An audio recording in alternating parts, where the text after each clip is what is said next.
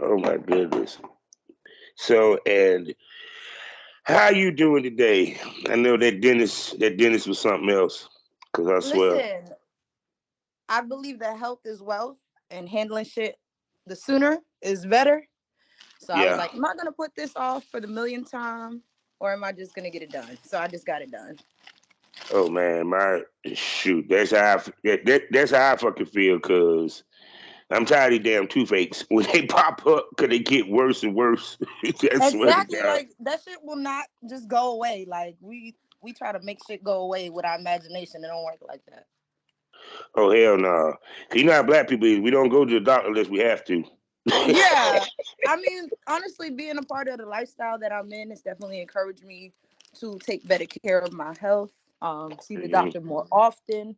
But Yeah. yeah, that's definitely black people culture. Oh, most definitely, most definitely. So, Miss Lady, I did my research, and you are a lady that does a lot. Um, and, Perfect way to and describe it. and first off, you gonna tell me about this movie that you're in because I've been on my Tubi shit for the past month or so Hmm. with black independent, film creators and stuff like that. And I saw that, in the movie, people, she even showed us the movie check. It ain't no joke. I said, all right. So tell us about this movie and the role you was in. So the first movie I ever did was called Step Up 3. So if Hmm. y'all are familiar with like Save the Last Dance and those kind of movies, when those were really popular, um, I was a big fan of it. I was a big fan Hmm. of that whole dance culture, but I didn't have no Hmm. rhythm, believe it or not. Now I'm a dancer. So that's how irony works. But It's yeah, so pretty when I good. had moved, what'd you say? It's pretty good at it, but go ahead. Yeah. I mean, time tells all. So luckily, I found my rhythm. But when I got casted for the movie, I was living in Atlanta. I had decided to start it. I had decided to start taking my career as an actress a little more seriously. Hmm. So I did a couple castings. I applied for a lot of them because most of my photos were very spicy. I believe that's Oh why I yes, did. Lord. I believe that's why I didn't get a couple of the castings I wanted, but I believe that Hmm. anything for me won't miss me. I'm pretty comfortable in my lane, and I'm attracting and manifesting situations that align with me. Hmm. So that was my first movie, Step Up 3. That was a great time. My second movie was Wakanda Forever. I got casted to be on that movie, and I was going back for my final fitting. I was going to be a Hmm. warrior. At this time, I was bald and bold and excited. Um, and what they did on set during the time of all the pandemonium was Hmm. before you could come on set, you had to get a COVID test right before. Oh. So Hmm. I got a test and it said I had COVID, but I was Hmm. fine. So it was one of Hmm. those false positive situations. Hmm. And I missed out on a major opportunity because of it. But again, I believe that anything for me won't miss me. So I didn't True sweat that. it too bad. Oh my goodness. So, first of all, the fact that you got the opportunity to be on Wakanda forever. Yeah. Understand as the warrior, that means that she's an action star, ladies and gentlemen. That means she's doing Listen, I don't know what they because that saw was in my that was very 5'1". physical work from the movie that I saw. God damn it, for what they would do. Right. You see, I've always had a very fit body, and I actually got Hmm. made fun of when I was younger about it. But now that I Hmm. do pole, that just increased my body's tones. So I guess Hmm. in combination with the tone of my body and the bald head I had at the time, they just were like, Hmm. "Yeah, we need you," because it damn sure wasn't because of my height. I'm only 5'1". I probably would have been the shortest warrior in Wakanda. Oh my God, that. That would have been hot, yo. I'd be like, damn, I'm doing an interview with someone that played in Wakanda forever. I know I'm gonna be doing something right in the podcast universe. Right. Well, I got close Almost, enough. almost definitely. So give me 1 second. Hello, smokers. How y'all doing? And welcome to the Smokers Lounge. You know who I am, Kevin Oliver Southern Chap, aka the Porn Rap Star. You can find all my links with one link, allmylinks.com/porn rap star. Got four wonderful sponsors to tell you about. The first one being the Facebook, the LS Community, lsworld.com. Next up, the hottest adult magazine in the game, eroticism magazine.com. Next up, for you content creators, 90% profit, no hashtag issues. For you consumers, a new place for you to consume your triple X content. On top about the one and only excitebunny.com, black owned, ladies and gentlemen. And last but not least, award winning, award nominated little smut with some voiceover, and they even got a VR section. We're talking about the one and only blusherotica.com. Go there and get yourself subscriptions. Shouts out to my man Charles, aka the cinematographer, proud member of the GW District Black Podcasting Network. So go over to shop gwdistrict.com and buy black from over 500 black owned retailers and shops. Also, go over to fullyswapradio.com in the mornings to check me out 5 days a week, talking to the business's hottest talent, producers, and everything up under the sun. We discuss sexuality, life, and everything in between. Also, check me out skyhawkafterdarktv.com as well as the BGPLLC app. Now, as you see this chocolate gorgeous lady that wear many hats and can work a pole like no other. She might need to have an ass in motherfucking P Valley out this bitch for what I Listen. have seen. Introduce her sexy, gorgeous ass. Hello, hello. My name is Kandy. I go by no other name on Instagram. Mm, Um, as as the smokers have come to witness, I'm a woman that wears many hats, aka a Jane of all trades. And a soon to be master of them all. I believe I have that capability. Um, mm. but yeah, today we're just following me through the chaos as I get ready for my lifestyle event tonight. Um, Almost called definitely. And let's Kandy. talk about that. Let's start with that. Tell us about your lifetime, your lifestyle event. So I'm actually fairly new to the lifestyle. Mm, I went out on a whim, went to my first party and fell in love. And I decided to put my own twist on it to make it a more inclusive space for first timers.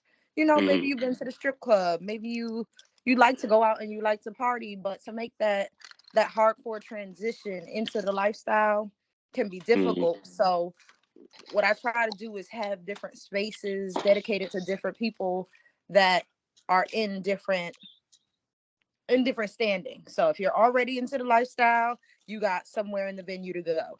If you're newer to the lifestyle, you got somewhere in the venue to go. If you hardcore in the lifestyle, you got somewhere to go. So by having all those in one venue, it allows anybody to kind of cross over because I've mm. spoken to a couple people in the lifestyle and they're like, it's kind of boring doing the same thing, you know? Yeah. Sometimes you want that extra element of fun or surprise. And that's what Mm, Candyland really is. I think it is a place of pleasure. mm, It has been for me. mm, And I think also a part of it was proving that, you know, after moving to Atlanta and coming back to New York, proving that I was capable of, you know, bringing people out, bringing out a crowd, having that mm, love and support that I had before I left. mm.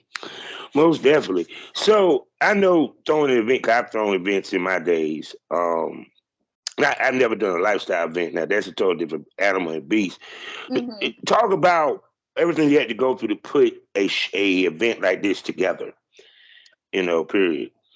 So first, I believe in solidifying my roster because if you don't Mm-hmm, have beautiful women, um, for people to come out and see, I mean, I'm sure mm-hmm. I could sell some tickets by myself, but I damn sure couldn't handle as many people as going to be there tonight by myself. So I had to call in backup. So I went through my social media because I teach pole classes and I work in clubs. And like I said, I have recently been a part of the lifestyle. I was able to, you know, pull on my different networking skills and find some ladies that were down. Once I did that, Cool. I had to put together the flyers to promote, put together a website to secure sales, Mm-hmm. secure a venue, secure security, um, and just every element of the event that I wanted to see. So, for example, I wanted beds, I wanted a pole, I wanted Mm-hmm. um, lights, and I wanted a bar. So, all of those Mm-hmm. things I have done by myself. You know, shout outs to ESP. That is the lifestyle company that I had been working with. And they just kind of inspired me to take lifestyle and make it my own, partnered with my experience in the clubs. And they've been helping me promote. But for the most part, I've been doing events for years. So I've been doing this shit on my own. I want a team, but to trust people with your vision is always a task. Yeah, it's hard. The hardest part is giving up power and responsibility to others, and having the faith that they're going to do it the way that you would do it and do it right. You know, I'm in that situation right now. I think the hardest part for me has actually been finding people who aren't so concerned with their self-interest, that Yeah. they can separate, like, hey, today is about Candy. Like, Hmm. I'm going to show up on time. I'm going to do what she needs me to do. I'm going to do it well. I'm going to do it as if it was my own, because that's how Hmm. I show up for everybody. You know, if I'm working at an event, I'm like, okay, how would I want my event run? Let me Hmm. play my role like that. But Hmm. a lot of people kind of just showing up for the money. A lot of Hmm. people just seeing what they could get out of it. And for Yeah. me, like, I could revoke the power. I learned how to delegate Hmm. tasks. I'm not a strong, independent Black woman. Hmm. I'm a strong, independent Black woman who needs some motherfucking help. You know, so I Hmm. can I can be honest and transparent about that. But when I say, hey, I need help, who can I call on? Who can I trust to really have my fucking back? So True right now it's nobody. I got a few friends that are that. popping out, but I'm Yeah. handling this shit all on my own right now. So the girls that you have in common, are they going to be entertainment to kind of help jump things off? Because I know at some, at some lifestyle parties, they have a little bit of entertainment. The girls, get everybody in the mood or what have you. Is that what the purpose of them, Well, your friends? my goal is to make the process as authentic. Okay, Siri, be quiet. My Siri running her mouth. That's on my work phone.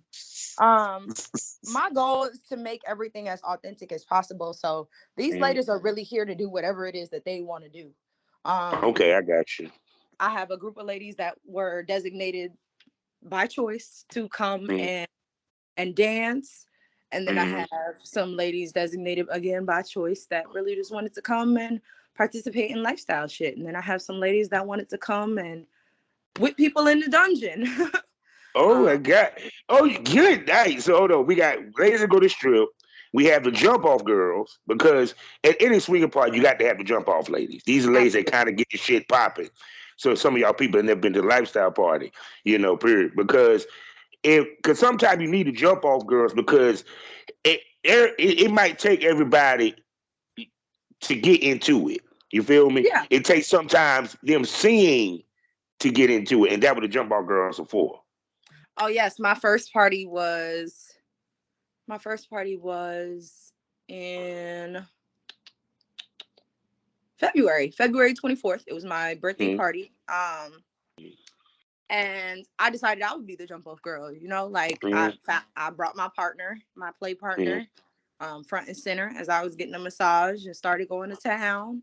Mm. Um, just to kind of set the tone of like, look, I'm not inviting y'all here to do something I wouldn't do myself, but it's up to you Bingo. to have the confidence and comfortability to participate. I think there's a segment of lifestyle people that haven't necessarily been in the lifestyle but want to reap the benefits Hmm. of it. So Hmm. they would never do anything like that. But for me, I was Yeah. like, I'm gonna show y'all that real. Yeah, 'cause I'm pretty sure if they saw you in action, I know dudes was like, and some wives. Absolutely. You know what? I need some more wives. Send some my way. I need more couples. I think I got about 3 coming out tonight, but I could Hmm. always use a few more for some good company. Yeah, cause I'm surprised you ain't got a lot of couples. And many of these motherfuckers looking for a unicorn, They especially are, ATL but or I'm in New not York. easily phased. You know, I'm Mm-hmm. not easily phased at all. So some people when they recruit and they unicorns, they want somebody that's desperate for them, or um Yeah. somebody just gonna fall in line with whatever they say. I'm not that girl. I feel on that. So now, as y'all heard, she said that she works the pole and she works in the club. So we about to go in the time machine. You know how we talk about everything, and it's funny because you said it because you were saying that you couldn't dance. So it made me think about that scene in Swarm where the girl did her first dance. Hmm. And you seen Swarm yet? I have not. Okay. I'm going just gonna describe this. Think of the worst stripper you ever seen. And Okay. the lady told her, "Look, you got to get better. You're gonna be out of here in the butt. Cause I'm tired of having dudes leaving with scratching their heads. You're fucking up the money. Cause she was that bad of a stripper. So you got to watch Swarm. You got to see what I'm talking about. But towards the end of towards the end of the episode, she came out like Miss Thing though. So she got it ready. You know what I'm saying? But shoot, no, but it was a good movie. But let's go, like I said, go back in time. What got you in the club? Hello? Hello? Commercial break. We'll be right back, ladies and gentlemen. Um, yeah, cause I was like, man, cause I know how it is when you an hour, you got to do the final countdown The and final the sweep. list. Yeah, Hmm. everything. Make sure everything is straight. You know what I'm saying? And even be prepared for the unprepared. So we're back for commercial breaks, people. You know, yeah, we call her an hour from her doing her wonderful lifestyle event. So y'all know how it is. You know, when I talk to bosses, we be on the go. You know what I'm saying? So, but not what I was saying about Swarm, the movie. I don't know how much Hmm. you heard what I was saying. Was not she was she she was so bad that the lady, what did the old heads was like, look, you got to get your shit together, for they kick you out of here in the month because you got the guys leaving scratching their heads. But later on in Listen, the episode, she got off though as a stripper though, you know. Period. But so tell me about what got you into the club and your first experience in the club. I mean, it was a long road to a emotionally, mentally, and physically abusive situation with a woman I was Mm-hmm. dating, and I needed money. I was Mm-hmm. about to sign my first lease Mm-hmm. after breaking up with her and staying in a hostel for 2 weeks. I had a lot of shit Mm-hmm. going, and I walked into a strip club. You know, through one ear to the next, I was able to find a club that my friend thought would accept me, and Mm-hmm. walked in some like rainbow panties and a little bra and some regular ass heels, not knowing the difference between a stripper heel and regular heels. Heels. And I guess the house mom saw something in me because she hired me. Mm-hmm. So from then on, I was like, you know what? Well, shit, walking in faith might work out sometimes. So shoot. So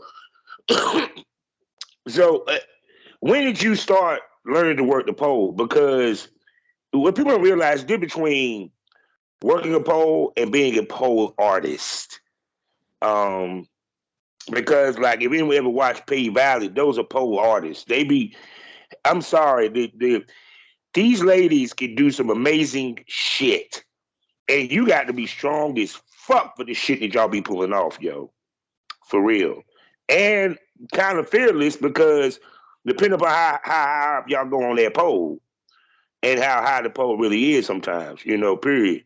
'Cause I be seeing some of them videos where the pole be like damn near about what? Damn near 3 stories high. They be got they up high where have you. So when did you start learning to work the pole or what have you? So I learned pretty early.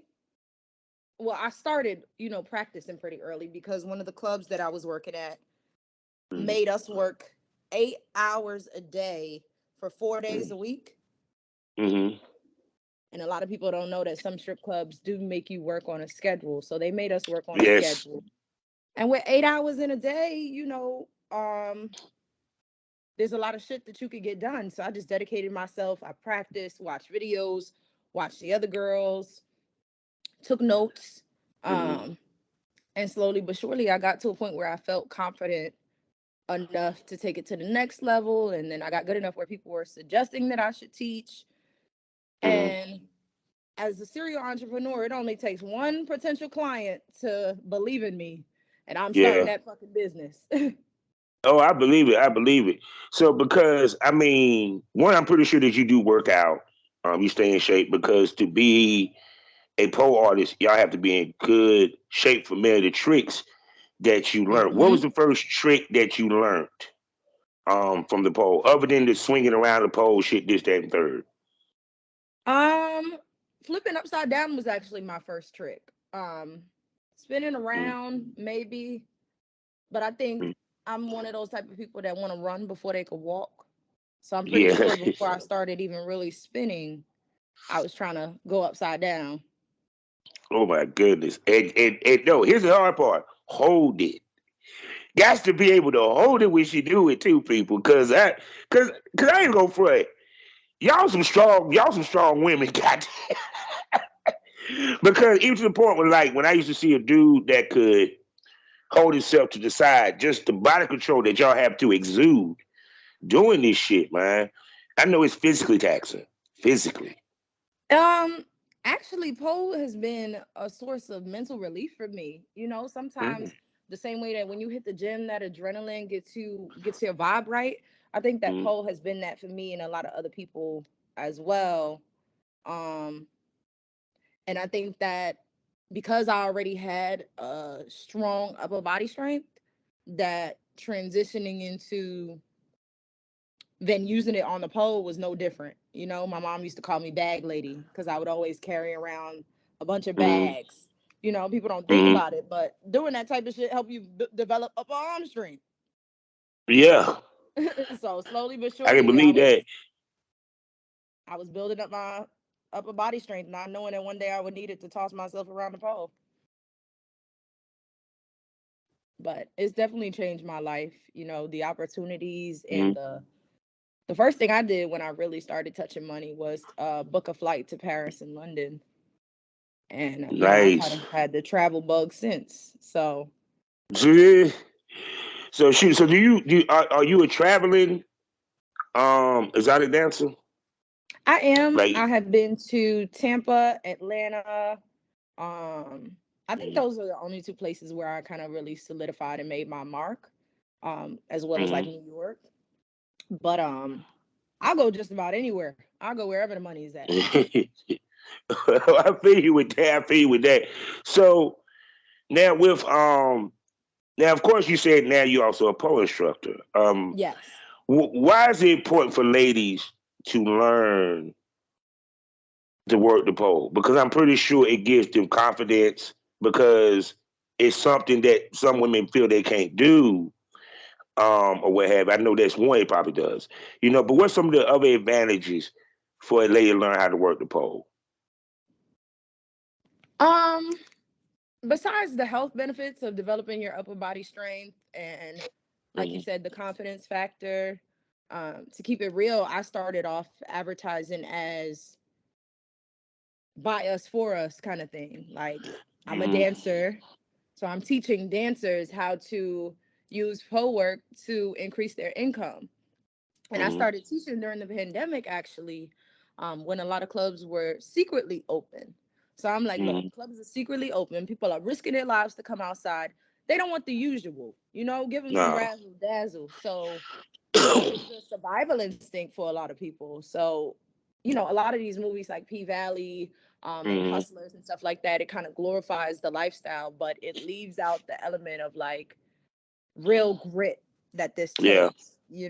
I was as square as could be before getting into this lifestyle. But I had to quickly learn. I had some Mm-hmm. street smart. I'm from the Bronx, but like it's Mm-hmm. different. The nightlife is like a whole layer of the world that you'll never see unless you're up past 2 a.m. type shit. So Yeah. um slowly but surely I developed my mental space where I'm like, okay, I know who to fuck with, who to not fuck with. I know where to go and not Mm-hmm. to go. But all of that takes time and all of that can Mm-hmm. be extremely dangerous. So I Mm-hmm. never wanted to glorify pole work too much. I do Mm-hmm. open my classes up to any and everybody, but I Mm-hmm. think most of the elements of me are still very proud to say that I am a dancer Mm-hmm. teaching dancers and helping them increase Yeah, their income. because to be honest with you, um, one speaking from someone on the other side of the fence of the point, there's no manual to tell us how to do this shit, how to make money at it. Mm-hmm. Even how to fucking start. Period. And so someone has to teach people because that's the reason why all these spaces going up on Twitter and you have all these people have a podcast because they trying to show people how to get these games or what have you. And the real about it, because of course, like you said, it glamorizes, the pretty of being exotic dancer, but not the ugly of it, period. The competition behind the scenes amongst the dancers, dealing with the customers. Some of them might be assholes, period. Um, I never forget when I saw Miami Tip fall from doing a pole and she fell. The danger that y'all put yourselves in to do these tricks, Okay. period. Because I gotta give it to you, for y'all to be sliding down that And pole she as kept fast as dancing. yeah, yeah. I saw her get up and sit there and look at her like she's a beast, yo. You have no choice. You have no choice because of the lack of respect that people have for dancers and because they see us as like, you know, monkeys here to do a show. If you're not hmm doing it well enough, they're going to criticize you. They're going to post you on social hmm media. They're going to make fun of you. So rather than deal with that shame, she hmm decided to get to that bag. And that's really the biggest choice that you Yeah, have to make as entertainers. It's, do you want the bag or do you want people to perceive you a certain way? Once you can yeah, let go of one, you can have the other. yeah. Because But each you important, damn sure can't especially have both. yeah, because any sex work, you can't be shamed and think you're gonna make money because you're never gonna progress. Period. I mean, I done talked to girls that Yeah, are, exotic dancing competitions. I mean, I'm pretty sure that they have pole competitions that what I'm saying that ladies compete in and can win or what have you. So for you to be that good and to excel in your field, you can't be ashamed of what the fuck you do. My mama said it best: don't be ashamed of nothing you gotta do to feed your family, boy. Everybody can't be the exactly. goddamn rocket scientist, period. Exactly. So so now I see you also have an OnlyFans. So we can clarify to my smokers, what would they see on their OnlyFans? A bunch of everything. I like to do some specialty content, some fetish work. hmm Um, I got some dancing on there. I got some explicit content on there. Um, So do you just a have little bit boy of girl everything. or are they solo? You have boy girl or you have solo? I have solo, boy, girl, and girl only. Okay. Okay, cool. So yeah, and the reason why because I need to know, where where the line of questions is gonna go. So this it is. Now, when did you start creating your own content? During the pandemic, the clubs was closed. Times were hard. So I Mm. was like, you know what? Let me try. Everybody else is doing it. Let me try it out. And it turned out to be pretty lucrative. I started hmm off trying to market myself in a way that I could still like we said, I could still keep my respect. Yeah, But once the club opened back up, if you was not showing booty hole, they was yeah. not subscribing. That is so true. When they got back outside, they're like, "Nah, you got to show a little bit more, babe." So, Right. so, uh, so shoot. So with your boy, girl, the talent that you work with on the guy side, or even the girl side, what is usually people that you would work with in the club on the girl side, and on the guy side, where just people that you just know that are willing to get in front of the camera and Well, no, I do it. I do raw, authentic content. I'll be in the middle of, playing with my lover and be like, let's record. I don't do Okay. premeditated content unless it's like Mm-hmm. something fun. So, for Okay, I see what you're example, saying. in one of the episodes that I have, me and this girl are at a pool party, and she was like, Mm-hmm. "Oh, come lay right here." And we Mm-hmm. it was still very raw and on the fly, but like you see her Mm-hmm. kind of like undressing me and flirting me with Mm-hmm. me and dominating me in a way. And then it just transitions into some next shit after that. But like that's the most curated I've ever been. Mm-hmm.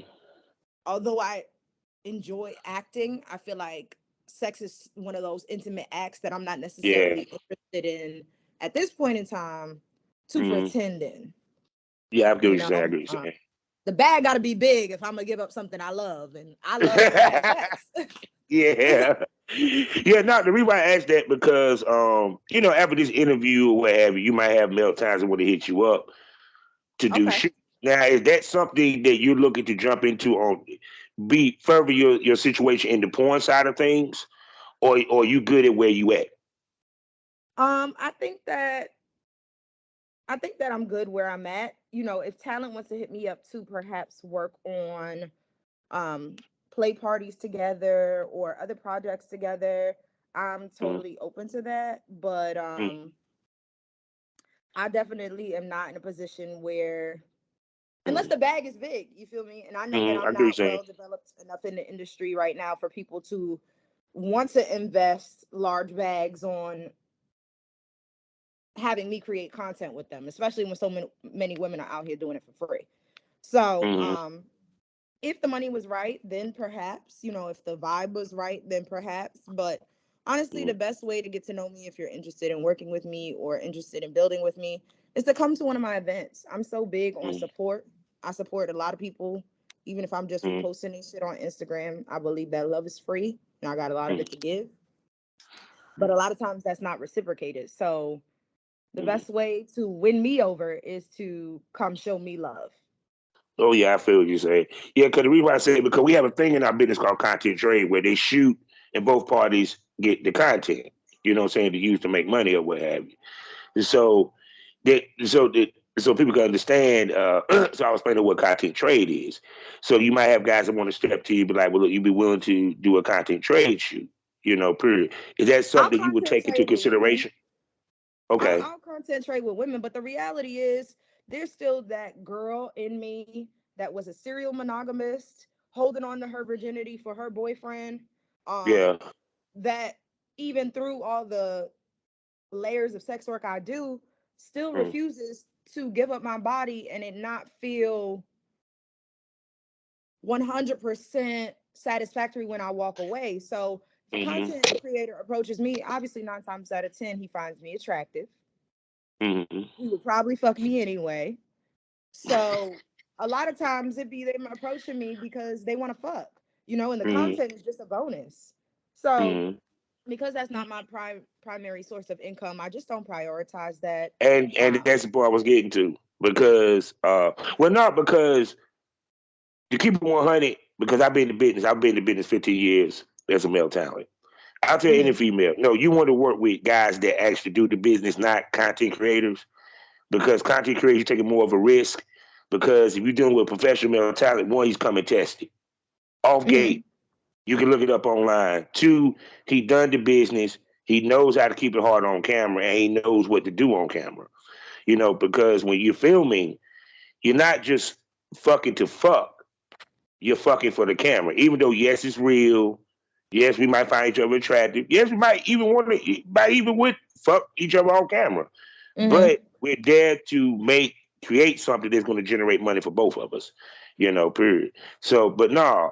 But to your point, like you said, because I always talk to girls about ladies that do it all make the most money, and it's called expanding your brand, expanding your repertoire. And you a lady that has Mhm. expanded your brand. You're an actress. You're a pole. You're a trainer. You train people. You know how to work the pole. You also a dancer. You're a party organizer. You're an influencer. So speak to creating a space for yourself where you got multiple forms of income that you're not dependent upon one. because that's the other thing that I discussed that with girls, just like you do fetish. You know what I'm Hmm. saying? Which is huge. So go ahead. So, I think I kind of was a step ahead of most people in this industry because I started off in the square world. Like I got my Mm-hmm. bachelor's degree in business. So for Mm-hmm. me, my mind, I was already a hustler from young, selling pencils at school, but to then go ahead and get my degree and kind of have that knowledge and that wherewithal to organize and plot, and all my websites I've created on my own. I run everything on my own. I make most of my flyers. Some of them I hire other people to do, but that's just for lack of time, not lack of talent. So Mm-hmm. I think that that really is my secret weapon, just having that business mind, but also Mm-hmm. not being afraid to invest in myself. I invested in training, fetish training. Mm-hmm. I invested in model retreats, shout outs to Trey Fuller. I Mm-hmm. invested in being willing, like if I pull up in somebody's DMs and ask them for information, 9 times out of 10, I'm gonna offer them a tip for their time type shit. Mm-hmm. I've just always been built a little different. So I would say to the people looking to um have multiple streams of income, find somebody that you trust or that's living the life you may perceive yourself wanting to live. Tap in with them, ask for mentorship, and just especially in this industry, keep in mind the old saying, what Mm-hmm. is it, the one where you got to pay for wisdom. The Yeah. game is sold, not told. Told. Yeah. So be ready to invest in yourself if you want to elevate to the next level. And I know it's hard. You got bills to pay. There's been Mm-hmm. times where I let myself go to into debt just to simply invest in myself, trusting that I would elevate and then go back and fix that shit later. Mm-hmm. So that would be the best advice I could give. Yeah, because I always because this year in porn is the year of fetish. Because a lot of girls said they were scaling back on doing boy girl and doing fetish. And what fetishes do you indulge in? Um, Honestly, all of them. I've even done a little bit of scat play. I had a client in California ask me to take a video. Why do this? You shit on people, but go ahead. I haven't shat on anyone. I pissed on someone, but I haven't shat on anyone. I just took a video of me taking a shit. I was like, well, I'm gonna do that anyway. I might as well get paid for it. Yeah, actually. Shit, I just set up the little camera and did what I do normally. That's what Yeah. I'm saying. When things are a convenience to me, when they feel gratifying, like the fact that somebody wants to pay to watch me remove waste from my body is very gratifying. Um, but yeah, in situations like that where I can make money and be gratified and uplifted, which Mm, fetish work has done for me because I started fetish work after dancing. So I was able to mm, use that as an avenue of kind of reclaiming my throne within myself. mm. So I love it. I think that a lot of people have been quick to want to jump into it. Um, Yeah. and that's when things get a little oversaturated. So I'm honestly looking for my next move. I like being a big Mm. fish in a small pond, and I like being a couple steps ahead. So I'm Oh looking for yeah. my next move. OnlyFans is getting harder to function, so I'm losing a Yeah. lot of my clientele using that anyway. So Mm. I'm just So I'm have you my looked into mind is other spinning. sites? Have you looked into other sites like ManyVids, Loyal Fans, Yep, and I'm right now I'm doing a XVids? price comparison on what they offer as far as Mm, payouts, mm, what information they require, and I'm taking my time figuring it out if I even want to do content because I can mm, honestly just sell the content that I have for a little while and be good. I don't gotta, just keep putting myself in a position where I'm overwhelmed, especially because I don't mm, have a team yet. And I would rather you come out to my party and feel my vibe in person than you potentially be recording my content. So that's where I'm at with it. yeah. But I Yeah, do have because to go do my makeup. My event yeah. is in 30 minutes now. Yes, I know. So she will be back, people, because we didn't even I get to the will. crux of the conversation. So with that being said, can we call you a smoke buddy gorgeous? Yes. Next time I She gotta say have them. something rolled up. I don't even like smoking Oh, like that, but she had. You put some saw me smoke in hit the a room, roach right? out this motherfucker. I had to keep the theme song. I had a little ass roach. I said, let me hit that at least. Got you know. Right. Look like something. So I love. yes, You know what? It's a smoker's lounge. It is not exclusive to weed. So maybe I'll have some Okay. hookah. See, there you go. There you go. So, people, you heard it first. She will be back here on the lounge, and I'm going to bring her to the premium smoke room. That's right. The best smoke is always premium. That's where we get more uncensored, more wild, more unpredictable. You don't know what might happen. I doubt she might do it, but a titty might pop out. A popsicle might pop. The shot where her head is. You don't know unless you subscribe. $4.99 a month for a premium podcast for you to enjoy. We talk about everything, and the conversation gets more saucier, and you can only watch it on Spotify. That's right. Spotify has video now. So now can you listen to your music? You can watch video on Spotify just like it was on YouTube. Now, with that being said, Candy, tell everybody where they can find you and spend money on you. You can find me at BYNOOTHERNAME. That's by no other name on Instagram. Soon as you go on there, you can click all my links and you can find everything there. Most definitely. So, people, y'all heard it, and she will be back. So, with that being said, and find that club in Atlanta and New York and go tip this damn woman because I guarantee you, you're going to be amazed once you see her pole work. You're going to think that she's Mercedes from motherfucking Pine Valley, if not better. Period. So, with that being said, you know how we end these things all day, every day. Life is a learning experience. What's the point of the experience if you haven't learned anything? Smoke this over. Say goodbye to everybody, Candy. Bye, y'all.